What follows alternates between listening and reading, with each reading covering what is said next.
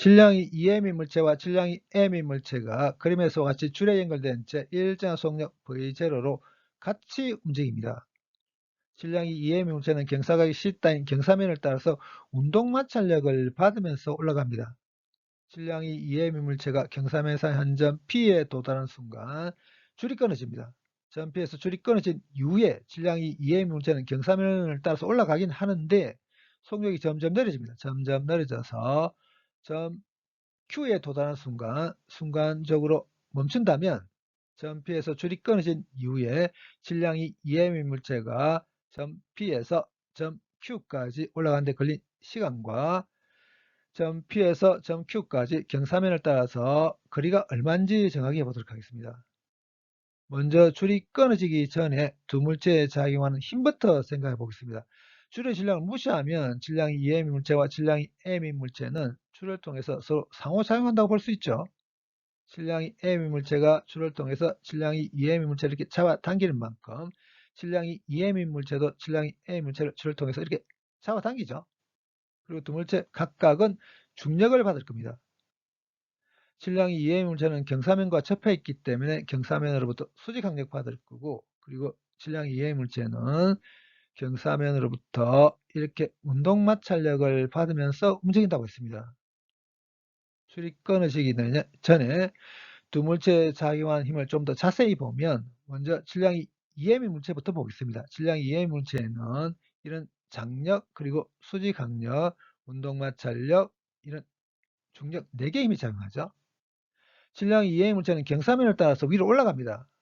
그래서 질량이 EM인 물체 안에서는 경사면을 따라서 위로 올라가는 방향을 플러스 X방향, 경사면에 대해서 수직한 방향을 플러스 Y 방향으로 선택하겠습니다. 이러면 이 장력과 운동마찰력은 X성분밖에 없죠.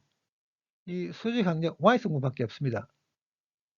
XY축을 이렇게 선택하게 되면 이 중력이 XY 평면상에 놓게 됩니다. 그래서 이 중력을 X성분과 Y성분을 분해하겠습니다. 이 녀석이 X성분이죠. 이 녀석이 Y성분이죠. 경사각이 C다면 이 각이 C답니다. 그러면 이 화살표의 길이 EMG 코사인 C답니다. 그리고 이 화살표의 길이 EMG 사인 C다거든요. 이렇게 한 다음에 질량이 EM 물체에 작용한 힘의 X성분을 방향까지 생각해서 다 모으겠습니다. 3개 있습니다. 먼저 이 힘, 크기가 T이면서 플러스 X 방향으로 향하고 있는 장력입니다. 그 다음에 중력의 X성분, 크기는 EMG 산시땀에서 어디로 향하고 있냐면 밑으로 향하고 있습니다. 마이너스 X 방향으로 향하고 있죠. 그리고 운동마찰력 크기가 FK이면서 어디로 향하고 있냐면 마이너스 X 방향으로 향하고 있습니다. 질량이 EM 물체에 작용한 힘의 X성분을 방향까지 생각해서 다 모았습니다. 그럼 이 녀석은 X방향의 가속도에다가 질량 EM 곱한 것과 같아야 됩니다. 질량이 EM 물체는 일정한 속도를 가지고 움직입니다. 가속도 0입니다. 그 다음에 질량이 M 물체에는 이런 장력과 이런 중력이 작용하죠. 질량이 M 물체에 한해서는 지면에 대해서 수직해 올라가는 방향을 플러스 Y 방향으로 선택한 다음에 질량이 M 물체에 작용하는 힘을 방향까지 생각해서 다 모으겠습니다. 두 개 있습니다. 이 녀석 크기가 T이면서 플러스 Y 방향으로 향하고 있는 장력입니다. 그 다음에 이 녀석은 크기가 mg이면서 마이너스 Y 방향으로 향하고 있는 중력이죠. 질량이 A 물체에 작용한 힘의 Y 성분을 방향까지 생각해서 다 모았습니다. 그러면 이 녀석은 Y 방향의 가속도에다가 질량 M의 질량 곱한 것과 같아야 되죠. 질량이 A 물체도 마찬가지로 일정한 속도를 갖고 움직입니다. 가속도 0이죠. 그래서 여기서 장력의 크기가 mg와 같아야 한다는 것을 알 수 있습니다.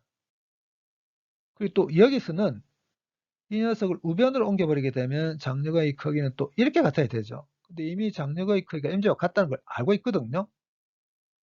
운동마찰력의 크기를 정하기 위해서 이 녀석을 우변으로 옮겨버리겠습니다. 질량이 EM 물체에 작용하는 운동마찰력의 크기가 이렇게 됩니다. 근데 이제 점 P에 질량이 EM 물체가 도달하는 순간 줄이 끊어지게 됩니다. 그러면 더 이상 두 개가 같이 움직이진 않죠. 줄이 끊어지게 되면 질량이 EM 물체에 더 이상 장력이 작용하지 않습니다. 이 두 개의 힘만 작용하죠. 그렇기 때문에 가속도가 더 이상 0이 아닙니다. 그래서 이 녀석은 가속도의 질량 EM 곱한 것과 같아야 됩니다. 뭘 알고 있냐면 운동마찰력의 크기가 이렇게 된 걸 알고 있거든요. 운동마찰력의 크기를 대입하겠습니다. 그런 다음에 정리하게 되면 이렇게 됩니다. M 없애버리겠습니다. 점 P에서 줄이 끊어진 이후에 질량이 이해 물체의 가속도 마이너스 2분의 g입니다. 점 P에서 줄이 끊어진 이후에 질량이 이해 물체는 가속도가 마이너스 2분의 g로 일정한 등가속도 운동을 하게 됩니다.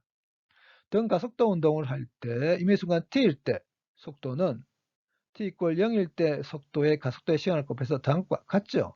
줄이 끊어진 이후에 질량이 이해 물체의 가속도 마이너스 2분의 g라고 했습니다. 점 P에서 줄이 끊어진 이후에 질량 이해 물체가 점 Q에 도달하는 순간 순간적으로 멈춘다고 했습니다.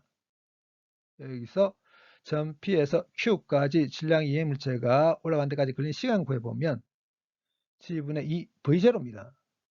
한 개의 물체가 등가속도 운동을 하고 있을 때 델타 X만큼 위치가 변한 직후의 속력의 제곱과 델타 X만큼 위치가 변하기 직전의 속력의 제곱의 차이는 델타 X의 가속도의 2를 곱한 것과 같죠.